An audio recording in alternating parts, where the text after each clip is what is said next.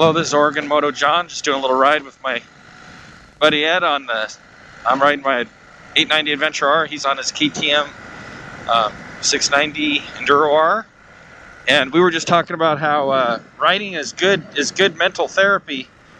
You know, when you're we've both been working our real jobs this week, and sometimes work is easier than others, and sometimes it's a little harder than others, and but you can do that. You can work hard if you can get a little break and get up and ride.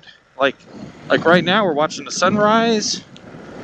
It's really pretty over there. Fog in the valleys, and we're just getting away for like a little hour ride, maybe a tad more, but not much. And it's really good. Then you can get back at it. You can get back at it and work pretty hard again if you can just sometimes get away. And it doesn't take a big getaway.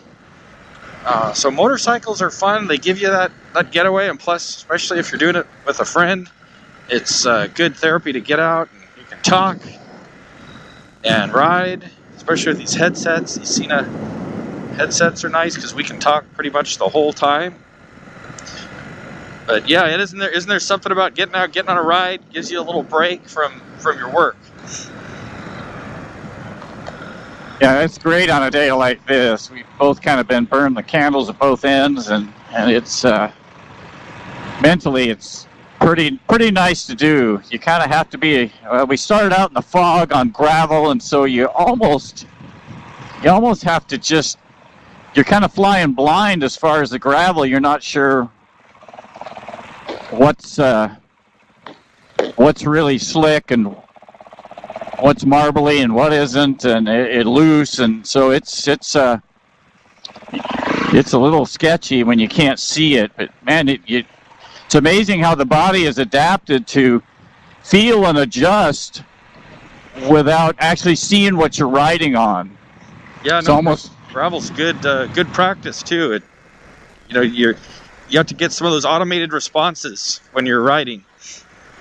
Almost like when we ride at the sand at the dunes, it's you're constantly micro-adjusting going down the sand or up the dunes, and you don't really realize you're doing it, how amazing the brain is that it can actually micro-adjust thousands of times and you don't even know it's doing it. That's the only way you stay upright. Yeah, it's cool when things just become automated.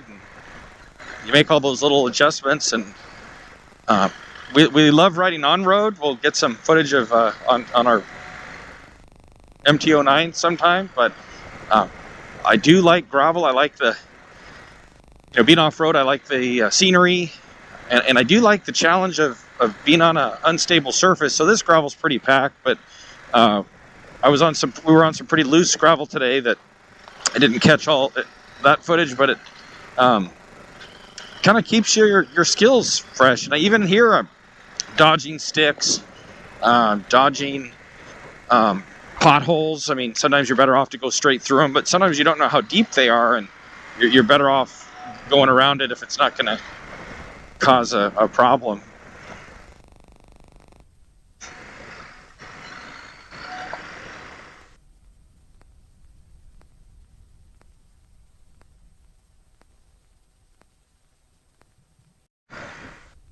I got past the break-in where I can go past 6,000 RPM, and I mean, you really don't even need to go past that with this bike. I mean, I get really most of what I need to get done between 2.5 to probably 4,500 RPM, but I wound it out just to see what it would do, and it's like, man, it is brisk. Pretty brisk acceleration. It's not MT-09 fast, but it wouldn't be far behind. Yeah.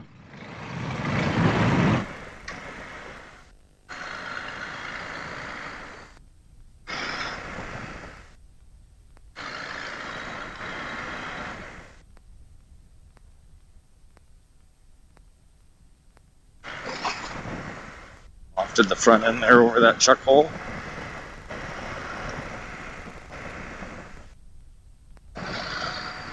And we're out of the fog now. Yeah, this is nice. I know we always repeat this, but we're really fortunate that we just get on our bikes and in 10 minutes this is what we're in. Oh, I love it. That's why adventure bikes are so nice. We can go over the coast range, takes hours, but all the way over to the beach, and then we can take gravel home or highway home with these. Pretty nice. You used to have to trailer up. I'm just circling around. I'm going to go back the same direction. We used to have to trailer up and go to the dunes or wherever you're going to ride on dirt bikes, and now you can just...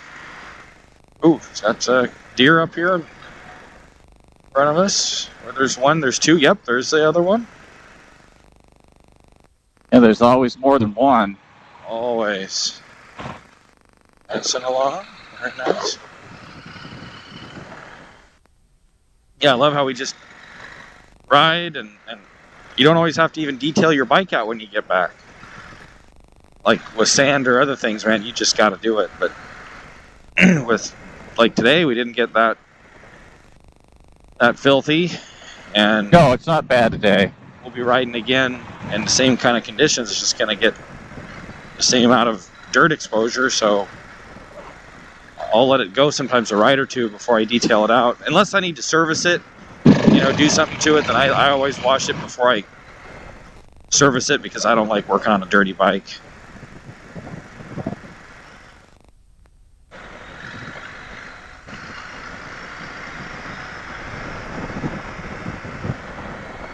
This gravel's pretty packed. It is right here. I imagine they've been pulling logs out of there. Man, it is like pavement. It's amazing how it can be packed like this, and then you can be 5 miles down the road and it's all soupy, like concrete with the, mud work to the top. There's a van up here. I just don't know. All right. What he's doing.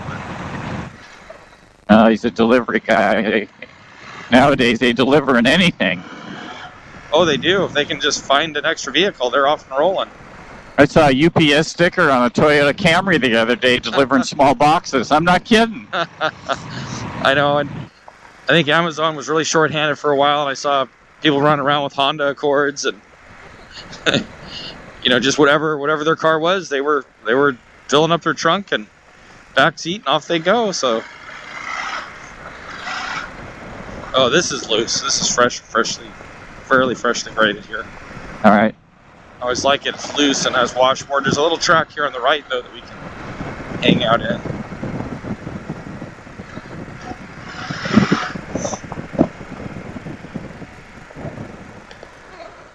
I'm taking a left here.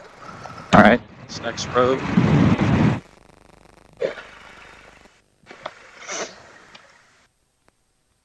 And that sun is bright. Sure is. Okay, I'll take the left. Take the left, yes. Oh, we're on Willis. Yep.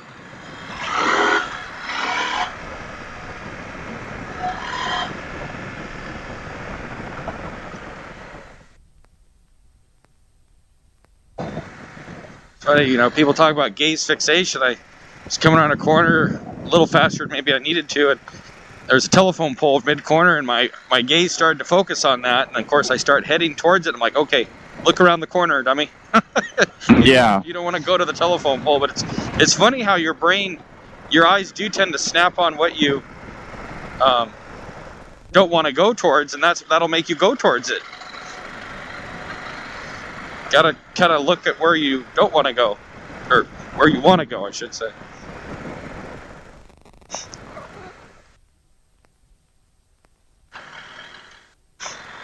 I know when I was at the Ford Racing School, they talked about a couple of brothers who were getting pretty competitive with each other, and the one guy started to get out of control, and the brother was next to him, and instead of looking at where he wanted to go, the instructors seemed to think he probably could have gotten away from the accident. He looked at his brother, trying to kind of watch what was going on with him, and he ended up hitting his brother.